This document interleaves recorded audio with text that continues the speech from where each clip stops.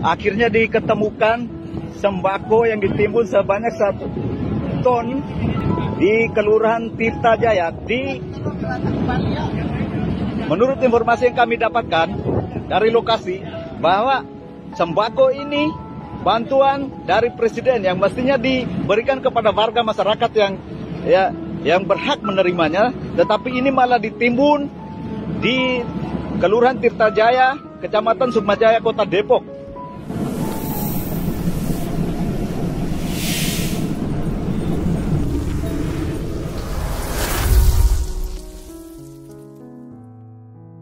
Viral sebuah video bernarasi bantuan sosial atau Bansos Presiden Joko Widodo ditimbun sudah 2 tahun di sebuah lahan tanah di Kota Depok, diduga dilakukan oleh oknum JNE. Video itu salah satunya diunggah oleh akun Instagram Rudy Samin, Sabtu, tanggal 30 Juli tahun 2022. Bansos Presiden yang harusnya dibagikan ke rakyat yang membutuhkan ditemukan terpendam, ditemukan ahli waris Muhammad Rudy Samin di lahan Serap Depok, tulisnya. Menurut unggahan video tersebut, bansos presiden berupa beras itu ditemukan tertimbun di dalam tanah. Dituliskan dalam video bahwa bansos presiden tersebut semestinya disalurkan ke masyarakat pada 2020. Namun oleh oknum yang tidak bertanggung jawab kemudian dikuburkan atau ditanam. Demikian narasi yang tertulis seperti dalam video. Turut dituliskan lokasi dugaan penimbunan beras bansos presiden tersebut, yakni di Jalan Tugu, Kelurahan Tirta Jaya, Kecamatan Sukmajaya, Kota Depok. Lokasinya, lanjut narasi dalam video, tepat berada di depan gudang JNE Express Depok. Disebutkan juga bahwa oknum jasa ekspedisi itu diduga ikut terlibat dalam penimbunan tersebut. Menurut informasi, ada keterlibatan oknum JNE. Demikian dikatakan Rudy Samin, tulis narasi dalam video.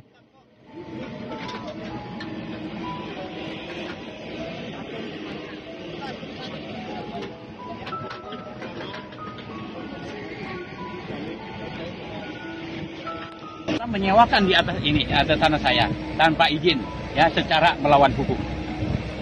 Oke, baik. Samin merasa dirugikan ya? Pasti dirugikan. Ditanamnya bansos ya, di lahan pertama ditanamnya bansos di atas tanah saya, kedua dia pakai tanah saya 9 tahun sejak berdirinya JNE tidak pernah bayar, dan bayarnya diduga dengan oknum garnisun yang bernama adalah Siswanto. Mungkin Pak Rudi akan menempuh jalur hukum ya? Pasti, saya akan lakukan jalur hukum dari mulai penemuan ini. Saya juga tidak terima bahwa kenapa kok dipendam di tanah saya. Terus juga dia tidak membayar selama 9 tahun, juga akan termasuk jalur hukum. Ya. Siap. Terima kasih Pak Rudi. Terima kasih. Tidak disalurkan. Ya, tidak disalurkan, malah dia lakukan pemendaman di sini, artinya sudah melawan secara hukum. Ya, dan hal ini akan saya laporkan sesuai dengan prosedur yang ada. Temuan-temuan ini yang dilakukan oleh pihak JNE dalam hal ini adalah saudara Ajis. Pak Rudi, ini kira-kira udah berapa lama ini? Nah, rencana habis hari ini setelah polisi datang ke sini dari pihak Polres atau Polsek, saya akan membawa barang bukti langsung untuk membuat laporan di Polres Kota Depok agar kasus ini disidik, karena ini adalah bantuan presiden, ya, berupa beras. Satu ininya 20 kilo, ya, berupa beras, sembako, tepung, ya, sembako lah ya. Ya, sembako. Ya. Artinya sembako di sini. Sembako. Ya, ada termasuk tepung. Sembako itu termasuk dan ini beras. untuk keluar daerah, bukan daerah Jawa, tapi daerah Sumatera. Pak Rudi, ini kira-kira udah berapa lama dipendam di sini? Ini sekitar 2 tahunan lebih lah. 2 tahun ya. 2 tahunan. Awal-awal COVID tuh? Ya, awal-awal COVID, maka dipendamlah oleh pihak JNE. Sembako ini bantuan dari mana? Bantuan presiden. Ya. Bantuan presiden. Jadi awal ceritanya pada saat Terkait video viral tersebut, VP of Marketing JNE RI Palgunadi mengatakan, pihak JNE memastikan tidak ada pelanggaran yang dilakukan ihwal temuan beras bansos di Depok.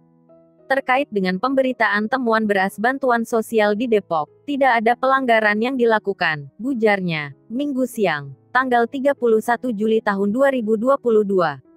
Karena sudah melalui proses standar operasional penanganan barang yang rusak sesuai dengan perjanjian kerjasama yang telah disepakati dari kedua belah pihak, lanjutnya. Dipastikan RI, dalam menjalankan bisnis, JNE selalu mematuhi dan mengikuti peraturan yang berlaku serta selalu menjalankan standar operating procedure perusahaan dengan sebaik mungkin. JNE menurutnya selalu berkomitmen untuk mengikuti segala prosedur dan ketentuan hukum yang berlaku apabila diperlukan. Eri juga mengatakan, sebagai perusahaan nasional yang bergerak di bidang jasa kurir ekspres dan logistik, JNE berkomitmen memberikan pelayanan terbaik kepada seluruh pelanggan, masyarakat, serta pemerintah.